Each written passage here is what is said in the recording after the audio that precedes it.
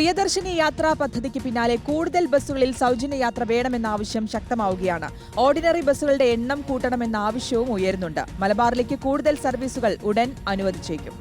അതിനിടെ ബജറ്റിൽ കാര്യമായ പരിഗണന വേണമെന്നുള്ള ആവശ്യം സ്വകാര്യ ബസ് ഉടമകളും ശക്തമാക്കുന്നുണ്ട്. തുടർ നടപടികൾ ചർച്ച ചെയ്യാൻ സ്വകാര്യ ബസ് ഉടമകളുടെ സംഘടനയായ പ്രൈവറ്റ് ബസ് ഓപ്പറേറ്റേഴ്സ് ഫെഡറേഷൻ ഇന്ന് തൃശ്ശൂരിൽ യോഗം ചേരുന്നുണ്ട്. ടി വി പ്രസാദ് നമുക്കൊപ്പം ചേരുകയാണ്. Prasad, good morning. അപ്പോൾ ഈ പ്രിയദർശിനി പദ്ധതി ഇരു കൈകളും നീട്ടി കേരളത്തിലെ സ്ത്രീകളെന്നല്ല കേരളം ആകെ സ്വീകരിച്ചത് വലിയ ഹിറ്റായി മാറി. അതുകൊണ്ട് തന്നെ ഓർഡിനറി ബസ്സിൽ മാത്രം പോരാ, ഇനിയിപ്പോൾ ഫാസ്റ്റ് പാസഞ്ചറിലും മറ്റ് ഫാസ്റ്റ് ബസ്സുകളിലൊക്കെ സ്ലീപ്പർ ബസ്സുകളിലും AC ബസ്സുകളിലും ഒക്കെ ഈ ഒരു പദ്ധതി വ്യാപിപ്പിക്കണമെന്നുള്ള ആവശ്യം സ്വാഭാവികമായിട്ടും ഉയരുന്നുണ്ട്. ഇതെങ്ങനെ സർക്കാർ പരിഗണിക്കും? അതോടൊപ്പം പ്രധാനപ്പെട്ട വിഷയം ഈ വടക്കൻ മേഖലകളിലേക്ക്, പ്രത്യേകിച്ച് മലപ്പുറം ജില്ല, മലപ്പുറം ഏറ്റവും കൂടുതൽ ആളുകൾ തിങ്ങിപ്പാർക്കുന്ന, ഏറ്റവും കൂടുതൽ നിയമസഭാ മണ്ഡലങ്ങളുള്ള, ഏറ്റവും കൂടുതൽ സ്ത്രീകളുള്ള മലപ്പുറം ജില്ലയിൽ പക്ഷേ ഓർഡിനറി ബസ്സുകളുടെ എണ്ണം കുറവാണ്.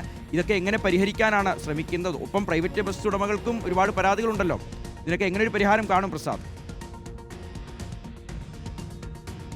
ഷിഹാസ്, ശ്രുതി, ഗുഡ് മോർണിംഗ്. പ്രിയദർശിനി യാത്ര ഇന്നലെ ആരംഭിച്ചു കഴിഞ്ഞു. സാധാരണ മനുഷ്യർക്ക് വലിയ ആശ്വാസമാകേണ്ട പദ്ധതിയാണ് അത് എന്നതാണ്.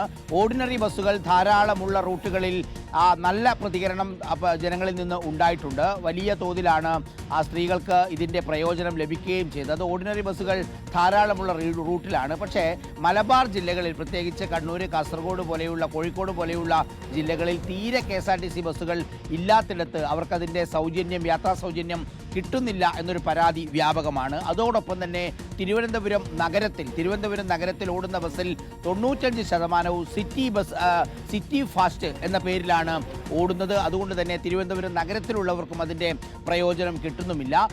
സ്ഥിരമായി ഓർഡിനറി ബസ്സുകൾ ഉള്ള റൂട്ടിലേക്ക് വലിയ സൗകര്യം അത് സ്ത്രീകൾക്കുണ്ടായിട്ടുണ്ട്. ഇന്നലെ തന്നെ മത്സ്യത്തൊഴിലാളികളായ സ്ത്രീകൾ, അതുപോലെ തന്നെ വീട്ടുജോലിക്ക് പോകുന്നവർ, തുച്ഛമായ വരുമാനത്തിന് ജോലി ചെയ്യുന്നവർക്കൊക്കെ ഒരു മാസം 1000 രൂപ മുതൽ 2000 രൂപ വരെയൊക്കെ സേവ് ചെയ്യാൻ പറ്റുന്നവരുണ്ട്. അവർക്ക് ഈ പദ്ധതി കൊണ്ട് വലിയ ഗുണമുണ്ടാകും എന്നുള്ളത് തന്നെയാണ് അവർ വിശ്വസിക്കുന്നത്. പക്ഷേ തീരെ ബസ്സില്ലാത്ത റൂട്ടുകളിലേക്ക് ബസ്സുകൾ അനുവദിക്കണം എന്ന ആവശ്യം ശക്തമാവുകയാണ്. അതോടൊപ്പം നേരത്തെ പറഞ്ഞതുപോലെ സ്വകാര്യ ബസ് ഉടമകൾ അവരുടെ പ്രതിഷേധവും ഇതിനകം തന്നെ അറിയിച്ചു കഴിഞ്ഞിട്ടുണ്ട്. സ്ത്രീകൾ കൂട്ടത്തോടെ സൗജന്യ യാത്രയുമായി പോകുമ്പോൾ അവരുടെ വയറ്റത്തടിക്കും എന്നുള്ളതാണ് സ്വകാര്യ ബസ് ഉടമകളുടെ പ്രധാനപ്പെട്ട പ്രശ്നം. ആ പ്രശ്നം ഇനി എങ്ങനെ പരിഹരിക്കും എന്നുള്ളതാണ്.